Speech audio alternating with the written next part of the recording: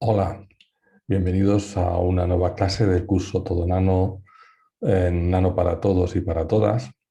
Y en esta ocasión vamos a hacer una breve introducción a cuál es el papel de la teoría y la simulación en el ámbito de la nanociencia y la nanotecnología. Eh, bueno, primero empezaremos por unos conceptos más generales eh, que tienen que ver con lo que es la teoría y la simulación en toda la ciencia en general. Este gráfico que hay aquí, lleno de flechas y cajitas, básicamente intenta resumir lo que es el método científico. Esencialmente, partiendo de la observación de fenómenos, haciéndose preguntas sobre el mismo, recopilando toda la información que podemos, formulamos hipótesis con las que diseñamos experimentos controlados, en las que las medidas se toman controlando una serie de variables, vemos los resultados y vemos cuál es la influencia de las variables que nosotros controlamos sobre otras propiedades, otras variables que definen algunas propiedades del sistema. Eso es una vía. Otra vía también es hacer cálculos que nos permitan predecir qué va a ocurrir, es decir, o hacer modelos para hacer cálculos que nos permita predecir algunos comportamientos. Finalmente, analizamos los datos, comparamos los modelos con las predicciones, podemos elaborar conclusiones, vemos si la hipótesis se confirma o no. Por lo general no se confirma, la ciencia tiene pocos casos de éxitos en el día a día, implica que hay que recoger, alguna cosa nos hemos planteado mal, el experimento estaba mal diseñado, hay que volver a empezar. Cuando las cosas van bien, pues seguimos haciendo más experimentos, ampliamos la investigación, procedemos a comunicar los resultados a través de un artículo o protegerlos a través de una patente o comunicarlos en congresos y conferencias y de feedback con otra gente, pues bueno, otros aprenden de nosotros, nosotros de ellos, podemos empezar a diseñar nuevos experimentos, recoger, observar el mismo fenómeno de otra perspectiva, etcétera. En principio, como hemos dicho, en teoría lo que se trata es, hay una aproximación en general bastante sencilla en la que intentamos descomponer el sistema de estudio en elementos más pequeños que están relacionándose entre sí de determinada manera, con ciertas interacciones, se comunican entre sí de alguna manera, pues eso, a través de pequeñas interacciones eléctricas, interacciones que hacen que tengan funcionan como si fueran muelles que unen estas partes. Y cuando tenemos definidos pues, este conjunto de unidades más pequeñas y las interacciones, pues jugamos a ver qué pasa cuando modifico alguna variable de entrada, no sé, entonces la presión, la temperatura, por ejemplo, cambio el pH o lo que sea, pues qué efecto tiene sobre algo que voy a medir. Y lo que hacemos es intentar, primero, simplificar los modelos, porque habitualmente si lo dividimos en muchas partes, la cantidad de ecuaciones que hay que resolver, ya veremos, es muy compleja, con lo cual intentamos reemplazar modelos que inicialmente podrían tener muchísimas partes con muchas interacciones por modelos en los que tienen menos partes con otras interacciones, entre esas otras partes que hemos definido un poco más grandes. Y cuando lo que hacemos es proponer algún tipo de relación entre las magnitudes independientes, en este caso, por ejemplo, hay dos propiedades, la B y la D, que van a ser en experimentos distintos, en un caso B obtenida en función de la variable A y en este caso D en función de la variable C. Los puntos con las barras de error son datos experimentales. Aquí vemos dos ejemplos en el que hemos hecho una propuesta de cómo debería ir la función B respecto de A cuando modifico la A, es la línea negra, y vemos como en el modelo de la izquierda, pues el modelo, la hipótesis que hemos hecho funciona bien en un tramo de los datos experimentales, pero no sirve para otro. Y luego en el caso de la derecha, nos encontramos con una evolución de la variable D en función de C, que parece que se ajusta bastante bien a lo que sale en un laboratorio o los datos que han sido observados. En estos dos experimentos distintos sobre dos sistemas que no tienen nada que ver, seguramente, lo que haríamos es en un caso seguir progresando y en otro caso necesitaríamos mejorar el modelo, ¿de acuerdo? Asumiendo que el experimento está súper bien hecho y con toda garantía.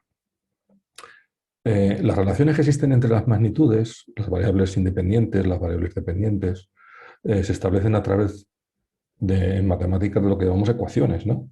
Pues la ley de Newton, la ley de los gases ideales. Lo que hace es poner en relación ciertas cantidades como la aceleración o la fuerza, o la presión-volumen con la temperatura en el caso de un gas, o la ley de Ohm, pues, que hemos visto todos en el bachillerato o en la educación secundaria, pues la relación que existe entre la intensidad que circula por un circuito sometido a una diferencia potencial y el voltaje que aplico. Bueno, hay muchas ecuaciones en ciencia, las ecuaciones de Maxwell, ecuaciones de Schrödinger, que nos permiten trabajar en el ámbito de la mecánica cuántica, ecuaciones que tienen que ver de Navier, esto para estudiar fluidos, medios con turbulencias, y luego ecuaciones muy complicadas que se proponen para intentar explicar, pues, por ejemplo, pues, la interacción gravitatoria o la atracción entre cuerpos, etcétera, en el marco ya no de las ecuaciones de Newton, sino de las ecuaciones de Einstein. Las ecuaciones son muy complicadas de resolver. Entonces, muchas veces cuando tenemos la suerte de tener un sistema suficientemente sencillo y una ecuación también sencilla, pues el resultado de resolver la ecuación suele ser, pues, una función, que puede ser un polinomio, un exponencial. Bueno, esto en general, lo que hacemos es utilizamos el ordenador para alimentar esta función y representarla. Bueno, es donde aparecen ya por primera vez, pues, los ordenadores o los sistemas de computación.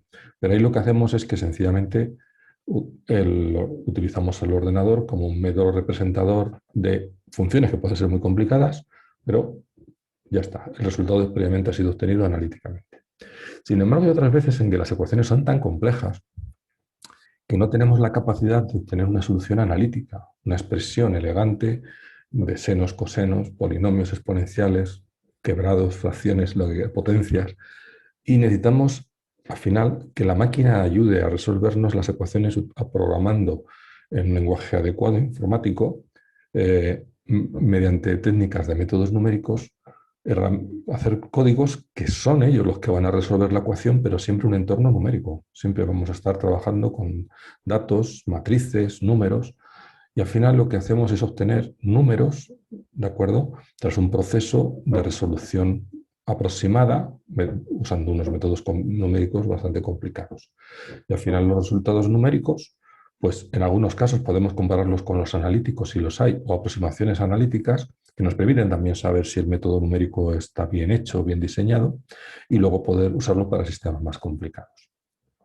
Claro, esto significa que cuanto más complejo es el sistema, cuanto más compleja es la hipótesis sobre los elementos que forman el sistema o de las interacciones, necesito unas herramientas más potentes y ya no me valen los dedos de la mano, ni los ábacos, ni las calculadoras mecánicas o electromecánicas que hemos ido diseñando los seres humanos a lo largo de los últimos milenios, ¿no? En particular, lo que necesitamos son las herramientas que nos proporcionan las tecnologías de la información, que son los computadores. Estos computadores han evolucionado muchísimo, sobre todo cuando se dio el salto del estado sólido a los semiconductores, y en la actualidad, pues, tenemos a nuestra disposición herramientas brutales, ¿de acuerdo?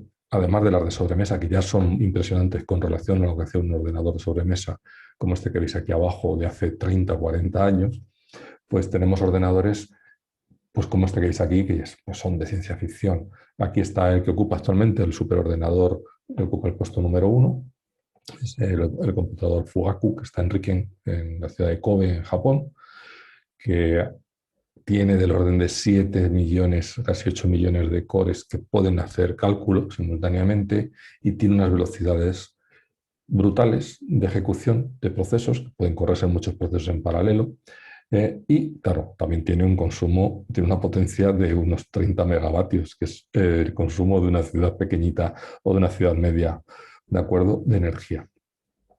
En España, para hacernos una idea, el ordenador más potente que tenemos ahora está en el puesto 42, pero realmente es un factor 50 veces menos potente. Claro, parece que obviamente la diferencia es mucho, pero se puede entender, por ejemplo, de la siguiente manera. Si uno tiene un sistema, no sé, molecular, atómico, biológico, que quiere simular y que lo divide en muchos elementos con muchas interacciones y al final tiene millones y millones de partes, y esto lo mete en el computador, imaginemos que el ordenador Fugaku lo resuelve en una semana. Bueno, pues el ordenador que tenemos en España lo resolvería en un año. Eso es lo que es una diferencia de 50, ¿no? Entonces, claro, esto hace que los países necesiten tener este tipo de herramientas para ser más competitivos a la hora de hacer predicciones, que pueden ser meteorológicas, pero también se pueden utilizar en ámbitos como el diseño de fármacos, la evolución de poblaciones, estudio de corrientes marinas, eh, lo que se nos ocurra, ¿de acuerdo?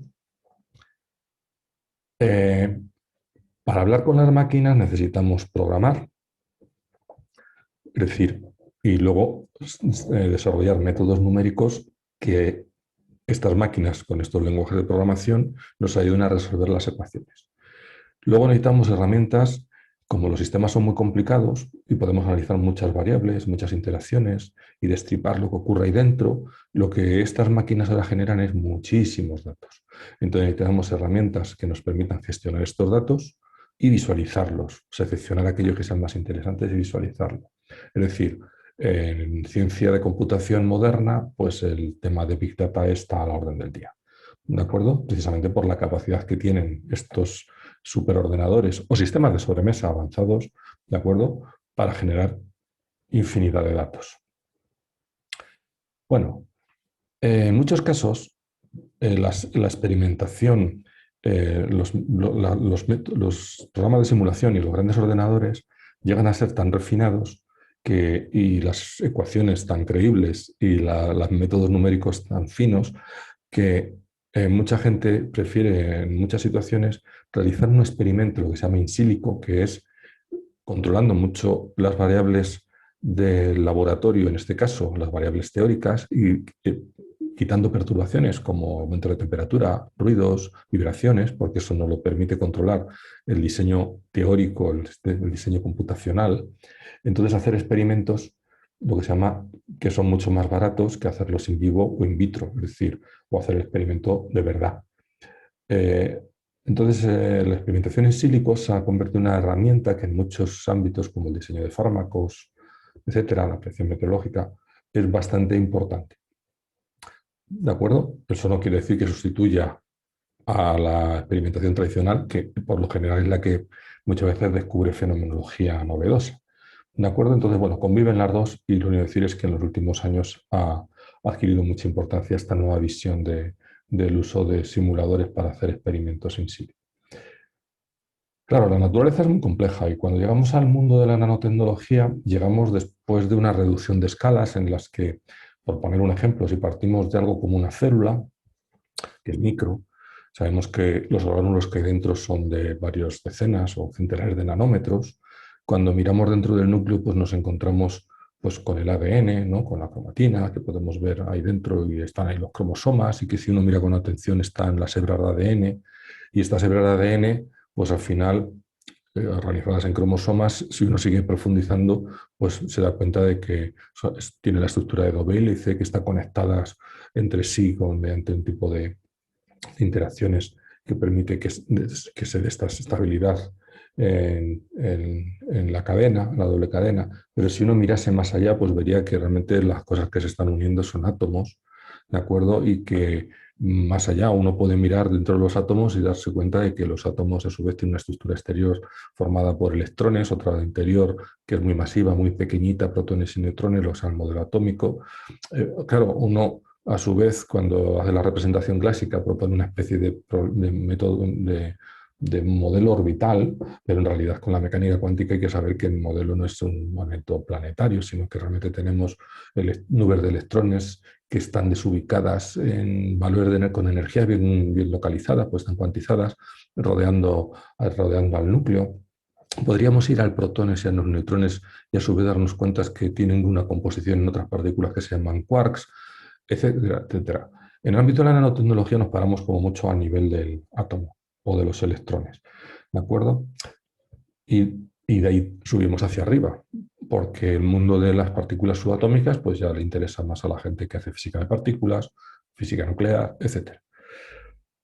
Eh, las interacciones que aparecen entre los objetos nanométricos, pues sabiendo que hay varias interacciones, la nuclear fuerte, la nuclear débil, bueno, nosotros nos quedamos con la electromagnética en general, porque sabemos que también la interacción gravitatoria en muchos objetos de tipo nanométrico pues no juega ningún papel, ¿de acuerdo? Es muy débil frente a lo que son las interacciones de los electrones entre sí o las posibles reacciones que pueden tener estas moléculas a campos eléctricos o magnéticos externos.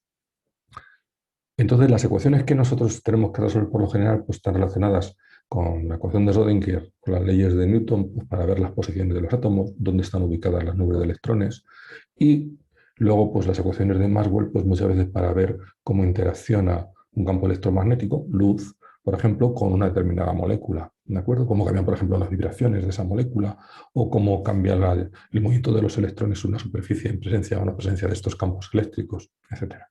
Entonces, esto es el ámbito de trabajo de la nanotecnología. Electrones en los átomos, los núcleos que quedan ahí abajo como las partículas que llevan la masa portan la masa de los átomos, y luego pues, resolver las ecuaciones de Newton por un lado, o ecuaciones que tienen que ver con el electromagnetismo, las ecuaciones de Maxwell y la ecuación de Schrödinger cuando queremos ver qué le ocurre a la materia, sobre todo a estas nubes de electrones. Bueno, pues este es el esquema, este es el nivel de trabajo que tenemos. Ahora, esto dicho así, luego se complica, porque, por ejemplo, una nanopartícula de oro, pues de unos 4 nanómetros de diámetro, tiene unos 2000 átomos, pero sabemos que un átomo, que tiene un número atómico 79, un átomo de oro, pues tiene 79 protones, 79 electrones y 118 neutrones. Total, que una nanopartícula de oro tenemos del orden de medio millón de partículas más pequeñas. Y si lo aumentamos por 10, pues como la cosa va con el volumen, va al cubo, pues son 1000 veces más, ¿no? Entonces tendríamos 500 millones de partículas, 550. Es decir, una simple partícula de 40 nanómetros, un tamaño muy normal en el ámbito de la nanoescala, estaría con 500. Tendríamos que resolver ecuaciones, ya sean de Schrödinger o ya sean de Newton, o las que sean, pensando en 550 millones de partículas. Aquí es cuando decía antes al principio que es que esto es demasiado complicado, hay muchas interacciones, entonces necesitamos hacer aproximaciones y agrupar cosas, por ejemplo.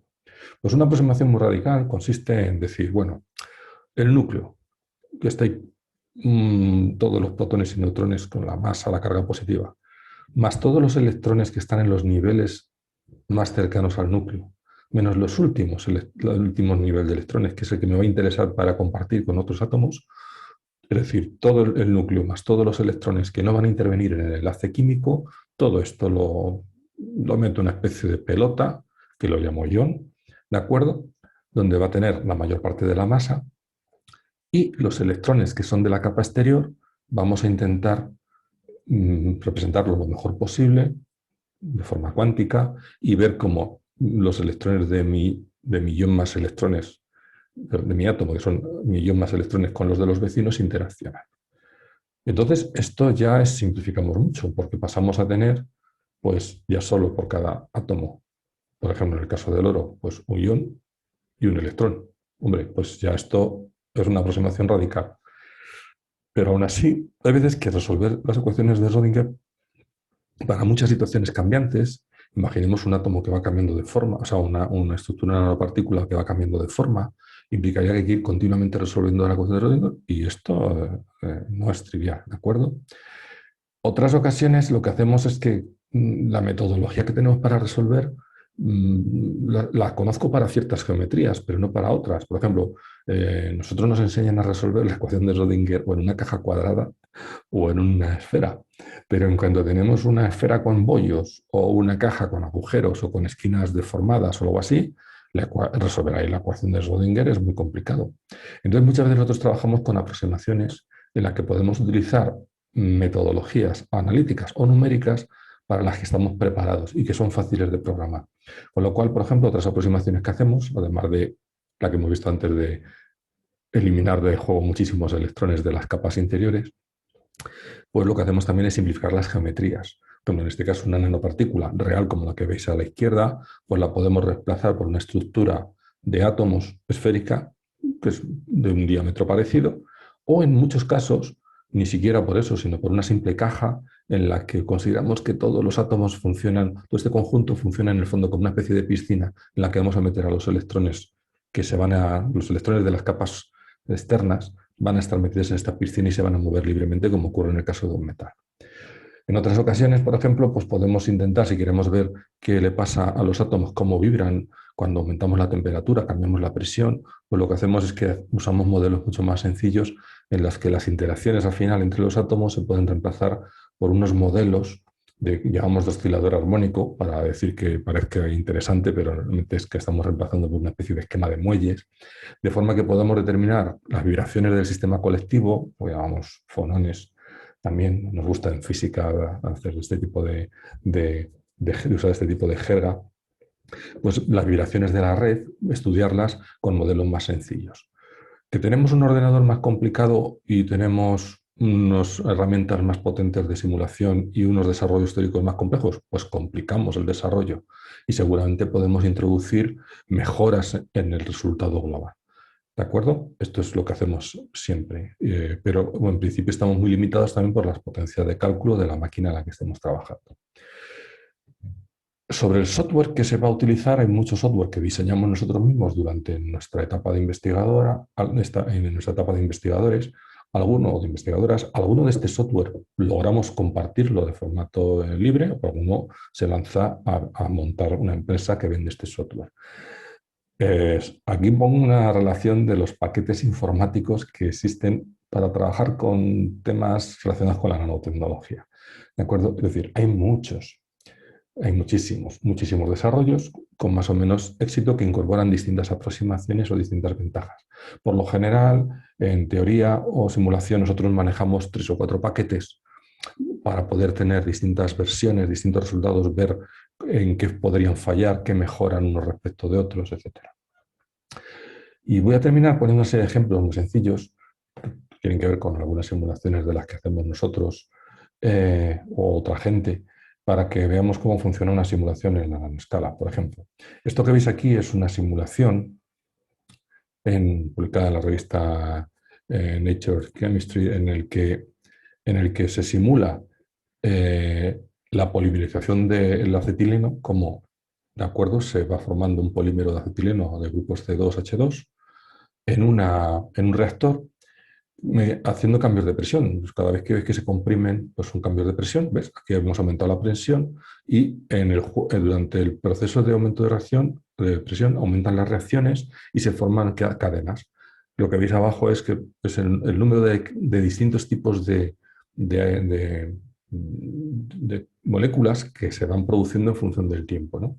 ¿Esto para qué nos sirve? Pues nos sirve para optimizar cómo son estos pulsos de presión, la temperatura, etcétera, cuáles son las condiciones óptimas para generar, en este caso, la mayor cadena posible de acetileno, si es lo que nos interesa, o cadenas de cierta longitud, 15, 24, ¿de acuerdo? Aunque voy a tener muchas, pues con más probabilidad tener las que a mí me interesen. En otras ocasiones lo que estamos interesados, por ejemplo, en este caso es una simulación ya nuestra, en el que un hilo metálico lo deformamos para saber pues, cómo se comporta. Igual que puedo deformar una goma, ¿de acuerdo? Una banda elástica y calcular su coeficiente, ¿de acuerdo? Su constante elástica, los coeficientes elásticos, pues lo podemos hacer con nanohilos. ¿Por qué? Porque nos interesa saber, por ejemplo, pues cómo van a vibrar estos nanohilos, qué frecuencias tienen, o también nos interesa hasta qué punto los puedo deformar, ¿de acuerdo? Como veis en la gráfica de abajo, hay unas curvas suaves, pero de golpe hay unas ciertas deformaciones en las que la geometría del hilo, de hecho, se va al garete, ya no se mantiene. Y es que hemos pasado del régimen elástico al régimen plástico de deformación. En otros casos, lo que nos interesa es justo deformar el hilo porque vemos que ocurren cosas divertidas. Por ejemplo, en el caso de la izquierda tenemos un hilo de aluminio y en el caso de la derecha un hilo de cobre con dos orientaciones distintas. Significa que la geometría de partida del hilo es diferente. Pero en un caso, lo que se observa es que en el caso del aluminio, cuando yo separo o rompo, pues bueno, se van distribuyendo los átomos a la derecha y a la izquierda y al final lo que terminamos es una especie de piramidita en los dos lados hasta que se separa. ¿De acuerdo? En los experimentos, de hecho, se puede lograr parar en un momento dado y hacer que haya un solo átomo contactando los dos lados y medir la corriente eléctrica que pasa por un solo átomo. Esto es una cosa bastante interesante. Sin embargo, veis que en el lado de la derecha el hilo de cobre no se rompe formando esta pirámide, sino que lo que da lugar es a una cadena que está formada por icosaedros enlazados con una geometría 1, 5, 1, 5, 1, 5, y es sobre una cadena larga. Obviamente, cuando mida la corriente eléctrica que pasa por esta cadena, el resultado va a ser diferente del de esto de aquí, porque durante un tiempo más largo voy a tener una configuración diferente, ¿no? Luego podemos hacer cosas pues, como simular ya proteínas más complicadas, como en este caso una proteína que se llama la albúmina del suelo bovino, cómo se deposita en dos láminas de grafeno, y podemos hacer la simulación. Es la misma simulación, pero vista desde un lado o vista desde arriba, ¿no? Y la idea es que estas simulaciones, en las que aquí no están representadas las moléculas de agua, pero hay casi como 300.000 moléculas de agua redondeando esta proteína. Es decir, esto es una simulación que se tiene que hacer en un supercomputador, porque estamos manejando del orden de 700.000 átomos. Y nos permite, por ejemplo, estudiar cómo una proteína aterriza sobre una superficie, si se queda adherida o no se queda adherida, y también si se va a movilizar, se puede quedar adherida, pero con la suficiente libertad como para movilizarse sobre la superficie, o sea, para difundirse en la superficie. Y esto es de importancia pues, para anclar fármacos, por ejemplo. Y en este caso, pues, se propone el uso del grafeno como un lugar donde depositar, adherir y que se difundan de manera controlada las proteínas, este tipo de proteínas. ¿De acuerdo? Y luego podemos hacer otro tipo de experimentos en el que se mezclan distintas cosas. Por ejemplo, experimentos, bueno, digo experimentos, simulaciones, pero para mí es como hacer experimentos de lo que llamamos in silico. Imaginemos que tenemos un virus que hemos quitado el ADN y lo usamos como portador, y en el interior podemos poner agua o podemos poner un fármaco. Y a mí me interesa conocer, por ejemplo, a qué ritmo saldría ese agua o el fármaco a través de los poros que tenga el virus, algún poro que se pueda abrir o alguna oquedad que pueda practicarse desde el exterior. Bueno, en ese caso, por ejemplo, pues uno podría pensar que iluminando con luz el virus de una forma muy cercana con un aparato que se llama SNOM, ¿de acuerdo? Que es un pariente de los microscopios de efecto túnel y de fuerzas atómicas que hemos visto en otra parte del curso, pues a medida que ilumino y el virus va vaciando su contenido, pues obviamente es como que cambia el índice de difracción de la luz, el índice de refracción, perdón, de la luz del virus, y eso debe tener algún impacto en la propagación de la luz que está pasando en ese momento. Bueno, pues esto lo calculamos resolviendo las ecuaciones, en este caso de Maxwell, que son bastante más complicadas, sobre un sistema en el que hemos simulado cómo es el proceso de vaciado del virus, y para distintas geometrías de ese vaciado, cantidades de agua en este caso, pues observamos cuál es la cantidad de luz que se transmite. Y esto es lo que mostramos en el lado de la derecha, es decir, que sí que hay una relación. Primero hay un cambio grande y luego hay más pequeño de cómo es la evolución de la luz propagada que recogemos al otro lado del virus. ¿Y esto para qué sirve? Pues sirve para proponer experimentos, para hacer detectores, en este caso detectores ópticos de los virus, o para analizar la dinámica, porque dado que la luz es lo más rápido que tenemos a nuestro alcance para poder hacer experimentos, pues permite obtener fotos, por así decirlo, de las distintas situaciones del vaciado de un virus. Y, por ejemplo, entender si cambiamos la viscosidad del interior, del líquido interior, si el ritmo de salida de ese fármaco o de esa sustancia es más rápido, más lento, etc. ¿De acuerdo? Bueno, estos ejemplos sencillamente los muestro, pero hay infinidad de ellos, ¿de acuerdo? Entonces, básicamente, solo para terminar, decir pues, que la teoría de la modelización y la simulación pues, nos permiten obtener información sobre la estructura y la estabilidad de los nanosistemas y intentar entender cuáles son sus propiedades mecánicas, eléctricas y magnéticas y ópticas, y cómo se comportan estos materiales y cómo cambian estas propiedades cuando perturbamos desde el exterior, pues mediante la presión, aumento de temperatura, campos eléctricos, etc. Esto también nos permite entender cuál es la relación que existe entre las propiedades que observamos y el tamaño y la estructura de estos nanoobjetos, ¿de acuerdo? Que es una cosa que ya hemos visto que en el nanomundo es muy importante, porque las propiedades dependen mucho del tamaño.